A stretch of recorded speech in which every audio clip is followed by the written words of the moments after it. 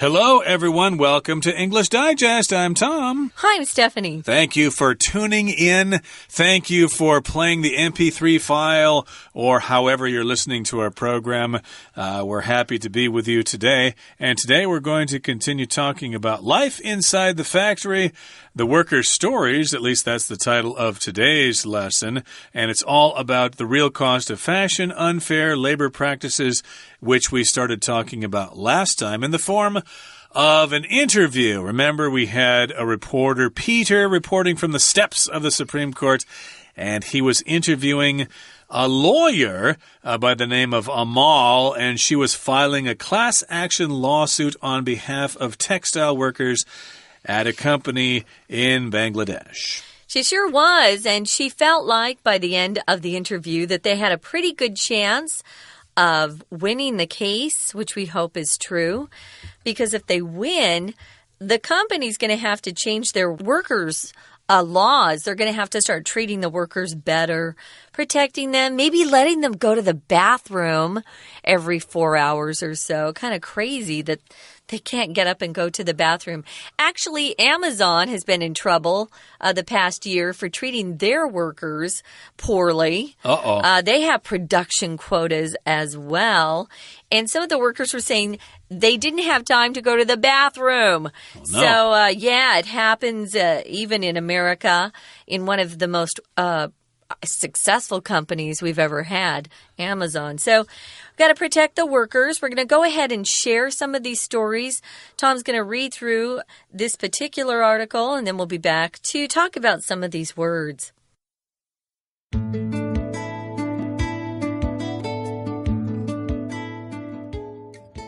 Rani, Sahira, and Leka are three women who've been working in the textile industry since 2008. They each started out making around $5 per day. This is a common wage among factory workers in developing countries where labor is cheap and laws don't provide workers with full protections. Rani says that when she interviewed for the job, she was asked about her marital status. She has a husband, but was hesitant to reveal this fact. Acquaintances who work in the same industry had told her that factories prefer hiring young, unmarried women who won't quit after having children. Rani fears accidentally getting pregnant, as she's seen pregnant co-workers punished with longer work hours and stricter production rates. Sahira's family situation is different. She's already had a child before she started working. However, as she regularly spends 13 hours a day at her sewing machine in a textile factory, she suffers from health issues. Her arms are constantly stiff and sore from the strain of physical labor, and she has respiratory problems from the chemicals she breathes in at work. Still, her manager won't allow her to take time off to see a doctor. Leka has recently been trying to rally her coworkers. She wants to start a labor union, but at the same time, she must keep it quiet in case her managers find out and retaliate against her. All three women hope to create better conditions not just for themselves, but for all the workers at their factory. Okay, guys, we're going to take a look inside the factory, what it's like to live inside the factory, at least work there as workers. We've got some worker stories. Yep. Three different women. What are their names, Tom? Rani, Sahira, and Leka. Yeah. I don't really know what language this is coming from. I think they're Bangladeshis, right? Yeah, I'm not really sure what the language is in Bangladesh. Is it Bengali? I'm not sure. But I think so. Yeah, that's a language there in South Asia, and I don't know anything about that language. I don't speak that language. So no. Forgive me, ladies, if I've slaughtered your names there, but we're doing the best we can. And so these three women have been working in the textile industry for quite some time, since the year 2008. So they've been there for about 10 years, and they each started out making around $5 per day. I don't think it's a lot of money, but their cost of living is much lower in these developing countries. So, and I know that they didn't have enough jobs there to begin with, so I'm sure a lot of these folks are really happy. But we want them to have good conditions, have fair salaries. So that's what they're making, $5 per day. I think this $5 per day just gives us an idea of kind of how fortunate and how lucky we are to be here in this country where wages are higher. And we're not in a developing country, though. We're a first world country here in Taiwan where things are quite nice. So this is a common wage among factory workers in developing countries where labor is cheap and laws don't provide workers with full protections.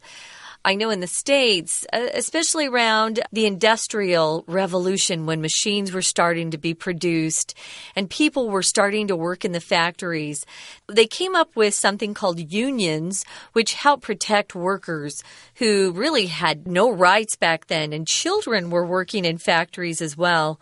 So they don't always have unions everywhere, but they're trying to find a way that they can protect these workers so that they aren't abused so much. Let's find out what Ronnie has to say. Okay, so here's Ronnie's story. She says that when she interviewed for the job, she was asked about her marital status. So before you start a job, you need to talk to somebody in the company. You will be interviewed for the job. So that is called an interview or a job interview. So she went in, she answered an advertisement for help wanted or something like that. So she went to talk to somebody, and she says they asked her about her marital status. I'm not sure how people do things in Taiwan here. You can ask about that here. That's illegal in the United States. Yeah, you can. You can or can't in the United States? You can ask about it here. You cannot ask a woman if she's married or has children in the U.S. Okay, that's how it is in the U.S., but in Taiwan, I guess it's different. So maybe some of you might think, oh, that's nothing unusual to be asked about your marital status. Marital means having to do with marriage, being married, and status means your current condition. Are you single? Are you married? Are you divorced? Are you a widower, etc.? That would be your marital status. My marital status is I'm married, basically. And so that was her. Well, I don't know if she actually answered that question, but I suppose if she did not answer that question, they probably would not have hired her. Or maybe she had to lie about it or something like that. But it does say here that she has a husband, so she is married, but she was hesitant to reveal this fact. Okay, if you're hesitant, that means you don't really want to do something because you're scared of the consequences. So they asked her, are you married? And she's like, well, gee, I don't know if I want to answer that question or not. That means you're hesitant. You're not really sure about something. So she doesn't want to actually reveal or let these people know she's married. Says acquaintances who work in the same industry had told her that factories really are looking to hire young, unmarried women who don't have any responsibilities, don't have to think about a husband or children at home. And she just wants to kind of keep that a secret. When you talk about an acquaintance, it's someone you've met. You don't know them particularly well. They aren't friends. But, you've met them, you know their name. So they've told her that the factories do prefer to hire young unmarried women who won't quit after they start having kids. So, yeah, that's why it's illegal in the States. The laws got changed when women started to feel like they weren't being treated fairly in job interviews if it was discovered they had kids. So Ronnie fears accidentally getting pregnant. Of course, if you're getting pregnant, it means you're going to have a baby in 9 months. As she's seen other pregnant coworkers punished with longer work hours and stricter production rates. Wow! So some of her friends who did get pregnant were forced to work even longer hours than before. Maybe it's a punishment, huh? For getting pregnant. Yeah, it doesn't seem very nice there, so that's what she's afraid of. She fears accidentally getting pregnant. That means you're getting ready to have a baby, and accidentally means, well, she has a regular relationship with her husband, but maybe she doesn't want to get pregnant. Hey, if I get pregnant, honey, they'll fire me at the company, so let's not do that.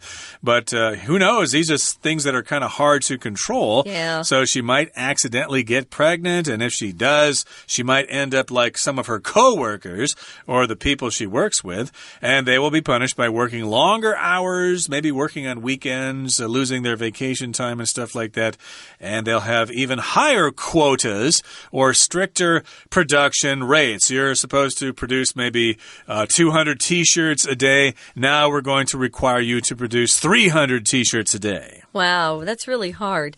So we're moving on to the next woman here. Her name's Sahira. Her family situation is different. She'd already had a child before she started working. So she's not only married, she's a mom. She has one child. And this is before she interviewed for the job and started working. However, it says, as she regularly spends 13 hours a day at her sewing machine in a textile factory, she suffers from health issues. I know how to sew. I learned how to sew as a young girl. And just as you're over the sewing machine, your back is bent over. And after a while, your back and your shoulders start to ache. And I was just sewing for fun. I can't imagine spending 13 hours a day in a very, crowded factory. It's so noisy, too. That's why her body started to suffer from health issues. Issue is usually used for something that's negative. So instead of saying, oh, we have some problems at work, you could say, oh, we're having some issues at work. Issue to me has never been positive. What about you, Tom? Yeah, it's not positive to me either. So these are health issues. If somebody says they have health issues, basically it means they have health problems. So something that needs the attention of a doctor. So yes, she's probably humped over or hunched over her sewing machine all day. So she's probably got a sore back, a sore neck, sore hands because they're always in the same position. And yeah, here's a description of her conditions or her issues. Her arms are constantly stiff and sore from the strain of physical labor. Maybe some of you have this experience. Your arms will get stiff because they're basically in the same position, or you're using the same muscles over and over and over again. So if something's stiff, it doesn't really move at all. So her arms are stiff. The muscles are too sore, so she can't move them. And we've got strain here, which means kind of physical restraints on your body, kind of pressure on your body. Physical labor puts a lot of strain or stress or pressure on your body, and that causes you to have muscle pain. And she has respiratory problems, which means problems with her breathing, and that comes from the chemicals that she breathes in at work. It's a factory, of course, and the clothing or shoes or whatever are put together with glue in some cases. Yeah, and the dye that they use to change the color. Indeed. So those are probably where some of those chemicals are coming from. She's breathing in those fumes from the chemicals. She breathes them in. Still, her manager won't allow her to take time off to see a doctor. No, you can't go see a doctor because our quotas will go down. Our production rate will go down. We will suffer as a result of that. My manager above me will get mad and I'll be punished. So sorry, you can't go see a doctor. Just keep working. Shut up and be happy you have a job. Right. Oh, you know what? Your body would get stiff and sore just from the pressure on you to produce that quota, that number of items of clothing, whatever they are, t-shirts, dresses. You know, when you're trying to hurry fast, you kind of tense up. So, yeah, her manager's terrible. Of course, she's working all day long, and so she doesn't have time to go off and see a doctor. And her manager's mean and won't let her take time off. Remember that phrase, take time off, to go see a doctor. Now, moving on to the third woman, Leka, has recently been trying to rally her coworkers. When I see this word rally, I think of someone kind of as a cheerleader, trying to get people to do what she wants them to do, trying to get people to come together. Maybe you've got a group of kids and they're kind of depressed because they have to, miss their recess or time outside to play. If the teacher tries to rally them, she tries to get them to feel a little bit more positive about things, rally their spirits. Here she's trying to get them to come together so that they can actually start a labor union. A union is a group of workers that work together to try to improve their working conditions and their salary. There's more pressure from a group of workers than one single worker saying, hey, I want to be treated better. If you have the whole factory saying it, you can sometimes pressure managers and companies into changing.Right, so of course they might stage a strike or something like that. If you're a member of a labor union, that's sometimes something that can happen. Yeah, if you strike, it just means you stop working and you go outside with, your little poster saying why you're upset. And you won't start working again until your managers or companies increases your salary or changes some sort of working conditions for you.Exactly. And of course, sometimes the company says, okay, fine, you guys strike, we'll just hire new people. They could fire you, yeah. And they could fire you indeed. So the new people cross picket lines, as we say, and they could get in trouble that way. But that's another subject here. But in any case here, Leka wants to rally or organize these people together to start a labor union.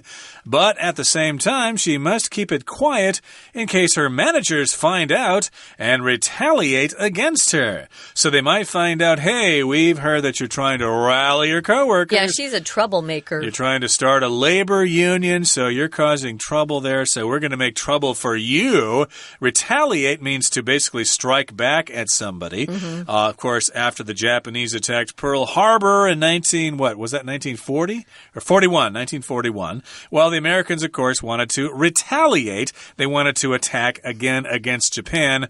I'm not sure exactly what they did right away, but they did fight back. Basically, retaliate means to fight back. We did beat them, Eventually. But in any case here, yes, she's afraid that she'll be attacked again, counterattacked by management there. She might get fired. She might be forced to work long hours or something like that. And all three women hope to create better conditions, not just for themselves, but for all the workers at their factory. So basically that ends the article for today. That's what these three women want to do, at least according to this article.That's true. Well, as we always do, we're going to listen to our Chinese teacher for a few minutes, and then we'll be back to look at these discussion questions. Hi everyone, my name is Jenny. 今天我们要继续来看这个主题，谈 fast fashion， 谈到这些成衣工厂里面的血汗实例。好，今天内容里面有3位女性。而我们就要来看他们的故事。好，第一段的里面就说了，现在我们要了解到，在这些血汗工厂里面，当然在开发中国家的，这里他们的薪水本来就不高，所以这3位女性呢，她们大概每一天赚的钱大概就是5块钱的美金。好，记得吗？我们说到开发中国家要怎么讲？ Developing countries, ing. 那相对的，如果是已开发国家，你会把 develop 加 ed， 那就是已开发。好，在开发中国家，就比如说像孟加拉等，在这里，好，后面的逗点接着 where， 我们提到过 where， 这是一个关系副词。那之所以用副词，当然就是因为在这里你整个取代的是一个地点，就是前面说的 in developing countries。 好，那在这些开发中国家里面，当然他们是 cheap labor， 换句话说，劳力非常的廉价，而且法律也没有任何的保障。我们提到法律没有提供工人完全的保障， provide 这个动词的用法 provide workers with full protections。 我们知道 provide 如果后面接人，接下来提供这个人什么东西，介系词是 with， provide somebody with something。 好，那我们再来看第一位Ronnie， 他到底是怎么样的状况呢？他提到他自己一开始去面试这个工作的时候，都不敢讲他自己已经结婚了。为什么不敢说？理由很简单，因为如果你怀孕了，你怀孕了生了小孩，那是不是就会影响到工厂工作呢？他们是不能够看到你随便说请假就请假的。这就是他的原因。不过后面这里有一个文法我们要稍微注意一下。 Ronnie 他没有讲，但是他也很怕怎么样 accidentally getting pregnant. 万一就意外的怀孕，那可糟了。As she's seen pregnant coworkers punished. 诶，这个地方看到了吗？我们本来呢 see 这个动词，它这个感官动词就会有一个句型是 see somebody do something， 这个意思就是它后面的受词接下来的动作如果是主动语态，你会用原形动词，当然你也可以选择 VING， 两者间有一稍许的不同。不过更重要的是，如果 see somebody或者是 something 后面接的补语，它跟受词的关系是被动的，那就会用被动的 PP。 好，所以基本上如果你看到谁受罚 see a person punished， 你当然会用 PP 的形式，也就是过去分词的形式。好，所以这里在 coworkers 后面的 punished被动是这样来的。好，那我们再来继续看，下面是第二个例子。第二个例子呢，当然这位女士也非常的值得同情。她呢是已经生了小孩了可是呢她在纺织工厂里面的工作呢非常的辛苦，一天要花13个小时，所以当然就会有健康的问题。那这边就提到什么样的健康问题呢？比如说她的手臂是因为身体劳动带来的压力，所以一直会很僵硬很酸痛。那我们要注意的是说她手臂的僵硬跟酸痛是因为什么原因？注意到了吗？后面的 from 这个介系词，它其实可以接一个原因理由。再往下读下面又提到另外还有什么问题？ respiratory problems， 也就是说他有呼吸系统的毛病。那是为什么原因呢？他又用了一次 from， 这个问题是来自于什么原因？ From the chemicals she breathes in at work， 也就是说它是工作的时候吸入的化学物质造成的原因。好，两个 from 都是同样的用法，基本上就是等于因为。那尽管这样子他的主管是不准他请假的。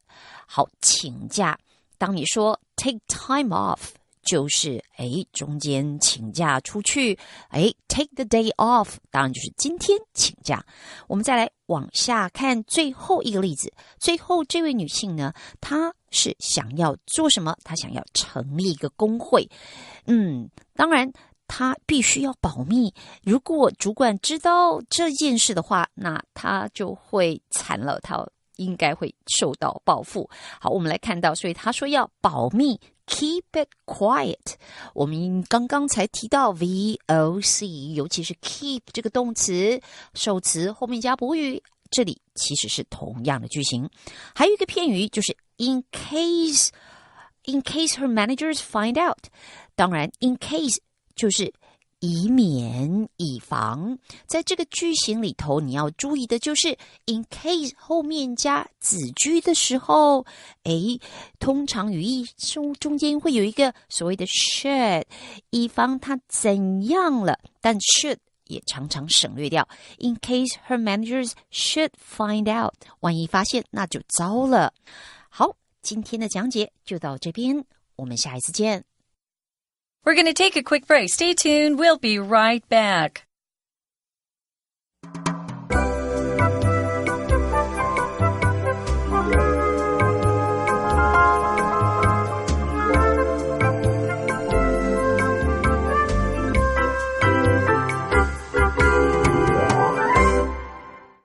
Okay, we're going to continue with our lesson right now with some discussion questions.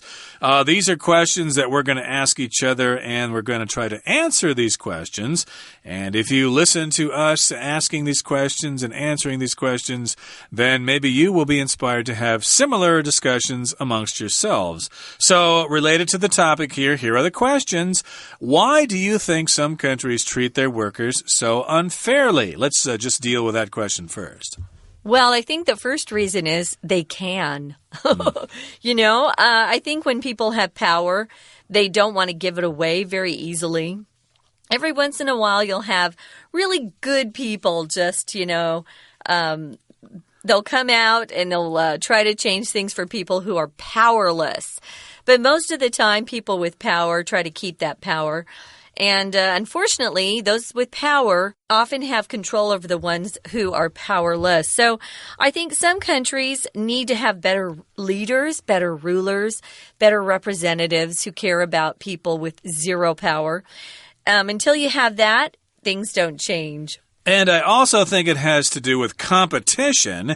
If you run a factory and you're trying to manufacture clothing, well, you're not the only one trying to do that. There are a couple of other companies who are doing exactly the same thing.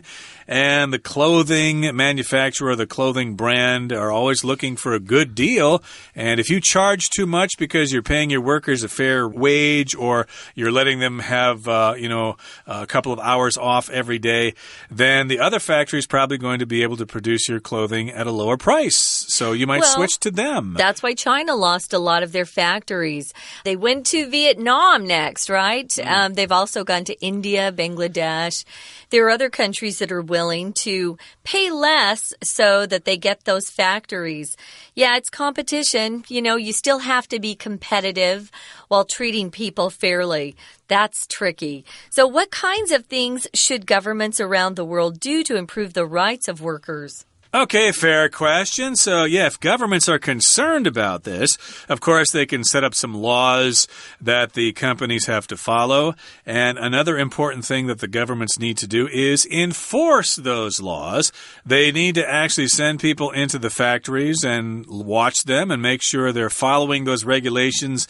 And no, don't send people in and say, hey, we're from the government. We're here to check things out. Because, of course, then they will change their practices just for that day and then go back to their bad habits the next day. So maybe they should send people in who are disguised as buyers or something like that. Or maybe they're undercover. Undercover, or maybe even people who go work in the actual factory and go report back to the government. Or maybe they just talk to the workers and say, hey, if you see something, take some pictures there. We'll pay you for it. Those are called whistleblowers.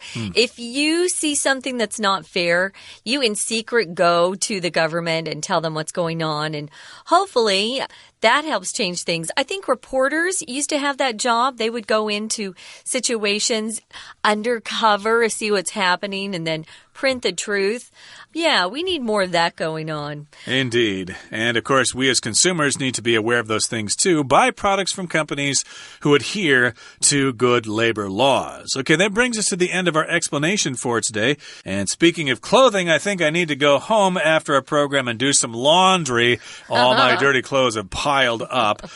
Here in the winter, of course, it's hard to get clothes to dry because of the cold and damp weather. True. But, yep, anyway, keep your clothes to lower numbers, basically, and then you won't have to do so much laundry.